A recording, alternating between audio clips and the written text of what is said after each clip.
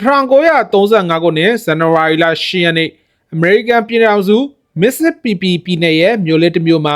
ပလက်စလီကိုမွေးဖွားခဲ့ပါတယ်။သူမိဘတွေကအရန်ကိုဆင်းရဲတာကြောင့်သူတို့နေထိုင်တဲ့အိမ်ကအိမ်လို့တောင်ခေါ်ဖို့ခက်ခဲတဲ့အခန်းနှခမ်းသာပါတဲ့တစ်သားအိမ်လေးတစ်လုံးပါ။ပလက်စလီကိုမွေးဖွားတဲ့အချိန်မှာဝမ်းနည်းစရာတစ်ခုကြုံတွေ့ခဲ့ရပါတယ်။ပလက်စလီမှာအမွှာညီကိုတယောက်ပါလာခဲ့ပေမဲ့မွေးကင်းစာမှာတင်တည်ဆုံသွားခဲ့ပါတယ်။ဒါကြောင့်မိဘတွေကပလက်စလီကို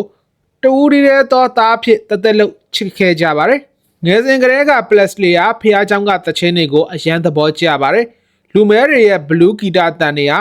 သူ့ရဲ့သွေးထဲကိုစီးဝင်ခဲ့ပါတယ်။သူ့အသက်73နှစ်အရွယ်မှာတော့သူ့ရဲ့မိသားစုဟာမန်ဖစ်ဆိုတဲ့မြို့ကိုပြောင်းရွှေ့ခဲ့ကြပါတယ်။အဲဒီအချိန်ကနေပလက်စလီဟာကုန်တင်ကောင်းပေါင်းတဲ့အလုပ်ကိုလုပ်ကိုင်ရင်ဂီတအိမ်မက်ကိုမက်ခဲ့တဲ့လူငယ်လေးတစ်ဦးဖြစ်ရှင်သန်ခဲ့ပါတယ်။1954ခုနှစ်မှာတော့ပလက်စလီရဲ့ကံကြမ္မာကစတင်ပြောင်းလဲခဲ့ပါတယ်။ Sun Record ဆိုတဲ့အတန်အသွင်းကုမ္ပဏီပိုင်ရှင်ကလူမဲတယောက်လိုအတန်ပါဝါရှိပြီးခန်းစားချက်ပြင်းထန်တဲ့လူဖြူတယောက်ကိုရှာနေတာလို့အမြဲပြောလေးရှိပါတယ်။အဲဒီလူကတော့ Plasly ဖြစ်လာခဲ့ပါတယ်။သူ့ရဲ့ပထမဆုံးသချင်းဖြစ်တဲ့ The Alright သချင်းထွက်ပေါ်လာတဲ့အခါမှာတော့ရေဒီယိုတွေမှာဖုံးဆက်ပြီးတောင်းဆိုသူတွေများလွန်းလို့ရေဒီယိုကနေအချိန်ချင်းပြန်လဲထုတ်လွှင့်ခဲ့ရပါတယ်။ဒါပေမဲ့ Plasly ကိုလူတွေယူသွစေတာကတော့သူ့ရဲ့အတန်တစ်ခုတည်းတော့မဟုတ်ပါဘူး။သူ့ရဲ့ဖြောပြတင်ဆက်မှုပုံစံကြောင့်ပါတချင်းဆိုတဲ့အခါခြေထောက်တွေကိုတုံခါနေအောင်လှုပ်ရှားမယ်ခါးတွေကိုလှုပ်ရမ်းမယ်ပရိသတ်တွေကိုဆွဲဆောင်တဲ့မျက်လုံးတွေနဲ့ကြည့်မယ်ဒီပုံစံကလူငယ်မင်းကလေးတွေကိုအကြီးကျယ်ဆွဲလန်းစေခဲ့ပြီး rock and roll ဆိုတဲ့ယဉ်ကျေးမှုလှိုင်းလုံးကြီးကိုကမ္ဘာအနှံ့မှာပြန့်နှံ့သွားစေခဲ့တာလည်းဖြစ်ပါတယ်ဒါပေမဲ့ Plasly ရဲ့အောင်မြင်မှုတွေကချော့မွေ့နေတာတော့မဟုတ်ပါဘူးသူ့ရဲ့ခါလုပ်တဲ့အကတွေလွတ်လပ်လွန်းတဲ့ပုံစံတွေကအဲ့ဒီခေတ်တုန်းကရှေးရိုးဆွဲလူကြီးတွေနဲ့အာနာပိုင်တွေရဲ့မျက်စိထဲမှာအနေရကောင်တယောက်ဖြစ်တွေ့မြင်ခဲ့ရပါတယ်။သတင်းစာတွေနဲ့ဘာသာရေးခေါင်းဆောင်တွေက Plasly ဟာလူငယ်တွေရဲ့ကိုယ်ကျင့်တရားကိုဖျက်ဆီးနေတယ်လို့ဆွဆွဲခဲ့ကြပါတယ်။ရုံးမြင့်တန်ကြားလိုင်းတွေဆိုရင် Plasly ရဲ့သချင်းကိုခါအောက်ပိုင်းမရိုက်ပြလောက်တဲ့အထိစဉ်းစားဖြတ်တောက်မှုတွေရှိခဲ့ပါတယ်။ဒီလိုအခြေအနေကြားထဲမှာပဲ1958ခုနှစ်မှာအမေရိကန်ဆိုရက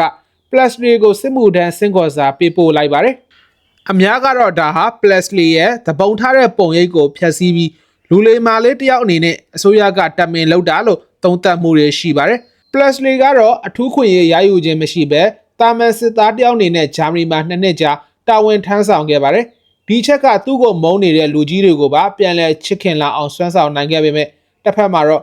သူ့ရဲ့ကိုယ်ပိုင်ဟန်ဖြစ်တဲ့ Rock and Roll ရဲ့ဓာတ်ခံအနှဲငယ်ရောကျသွားစေတယ်လို့ဝေဖန်မှုတွေလည်းကြုံတွေ့ခဲ့ရပါတယ်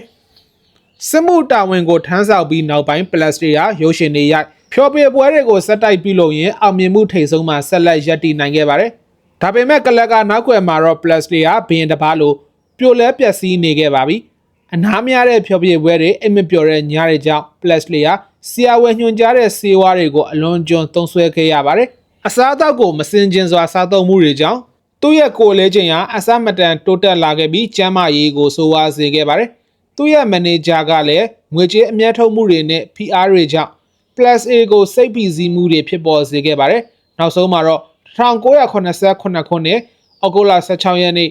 မက်ဖေးမြို့မှာရှိတဲ့သူ့ရဲ့အိမ်တော်ကြီးထဲမှာ Plasly ကလဲကျသေဆုံးနေတာကိုအားလုံးတွေ့ရှိခဲ့ရပါတယ်။သူကွယ်လွန်တဲ့အချိန်မှာတော့သူ့ရဲ့အသက်ကအသက်42နှစ်သာရှိသေးပါတယ်။ Plasly ဟာနှလုံးရောဂါနဲ့သေဆုံးတယ်လို့တရားဝင်ကြေညာခဲ့ပေမဲ့မိုးရစေဝါသုံးစွဲမှုရဲ့အကျိုးဆက်တွေကအဓိကအကြောင်းရင်းဖြစ်ပေါ်စေခဲ့ပါတယ်။